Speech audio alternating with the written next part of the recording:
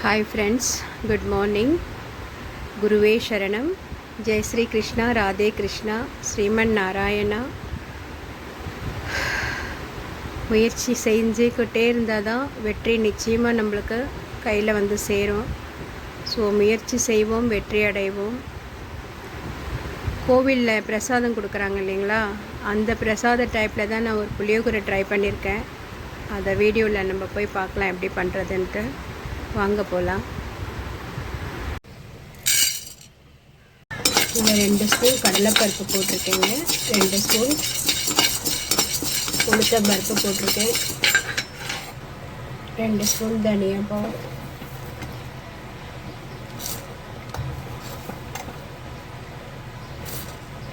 3 spoon தனியா, 1 spoon மிளகு, 1 spoon சீரகம், 10-12 காஞ்ச மிளகா, கொஞ்சம் கருவேப்பிலை.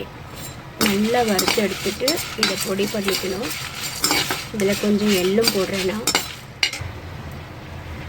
1/2 ஸ்பூன் கருப்பெள்ளு. சும்மா கம்மன்னு வாசனை வருது வறுக்கும்போதே. வறுப்பட்டுங்க. இதை நம்ம ஆற விட்டு பொடி பண்ணிக்கணும்.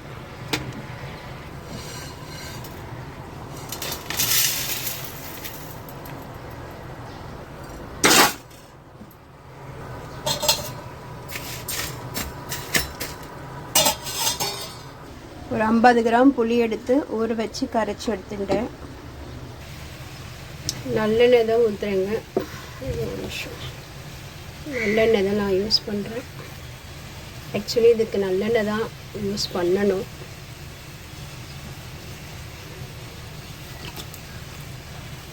இல்லை, ஒரு 50 கிராமுக்கு நல்லெண்ணெய். இது எல்லாமே அரை ஸ்பூன் கடுகு, உளுத்தம்பருப்பு, சீரகம்.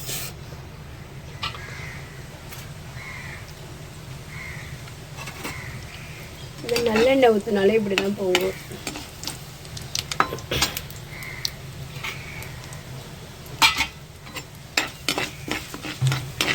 நல்லெண்ணெய் தாளிப்பே ஒரு வாசனை கொடுக்குது பாருங்க.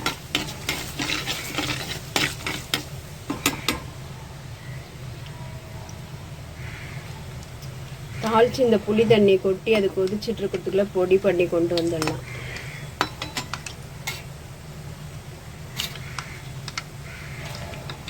இந்த வேர்க்கடலை ஆட் பண்ணுறதுக்கும் வறுத்து தோல் உரித்து நான் ஸ்டோர் பண்ணி வச்சுப்பேன். அதை தான் ஆட் பண்ணுறேன். 2 ஸ்பூனு.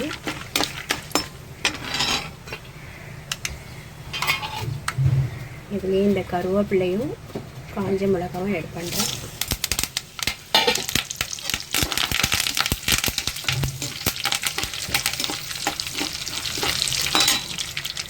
சும்மா இவ்வளோண்டு எள்ளு, கருப்பு எள்ளு.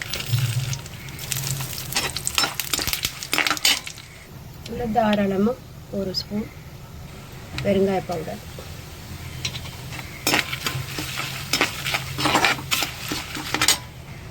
1 ஸ்பூன் மஞ்சள்தூள். இந்த புளி கரைச்சலை ஆட் பண்ணுறேன்.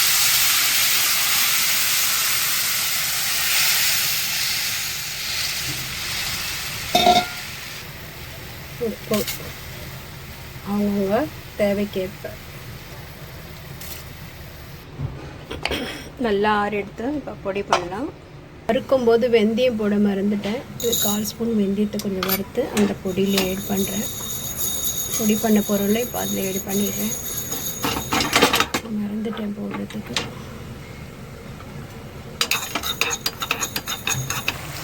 இதில் கொஞ்சோண்டு கஸ்தூரி மெத்தி ஆட் பண்ணுறேங்க. ரொம்ப டேஸ்ட்டாக இருக்கும். நல்லா சுருண்டு வந்துடுது. இந்த ஸ்டேஜில் நம்ம இந்த பொடி ஃபுல்லாக ஆட் பண்ணுறோம்.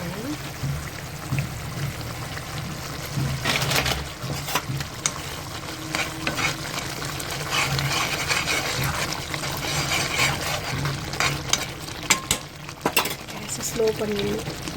எகிருது அப்படியே.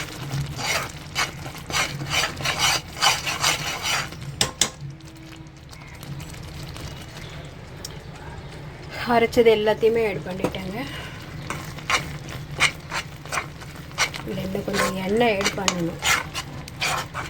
எண்ணெய் கம்மியாக இருக்குது பாருங்கள், அவ்வளோ ஊற்றி கூட கம்மியாக இருக்குது.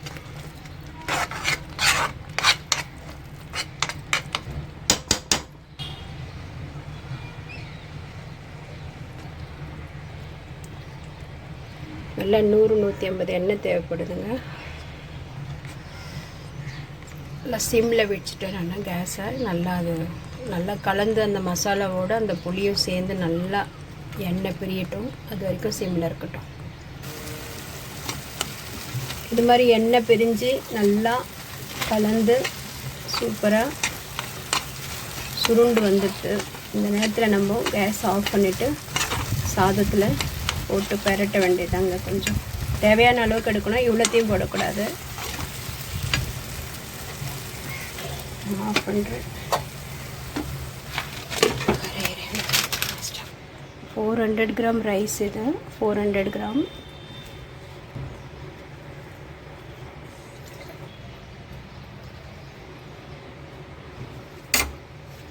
இவ்வளோதான் எடுத்திருக்கேன்.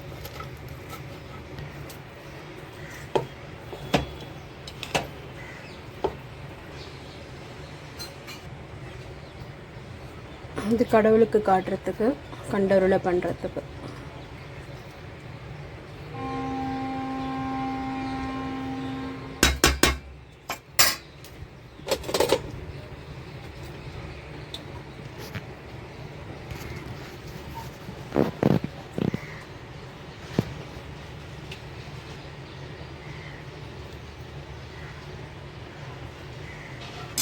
சூப்பராக இருக்குங்க.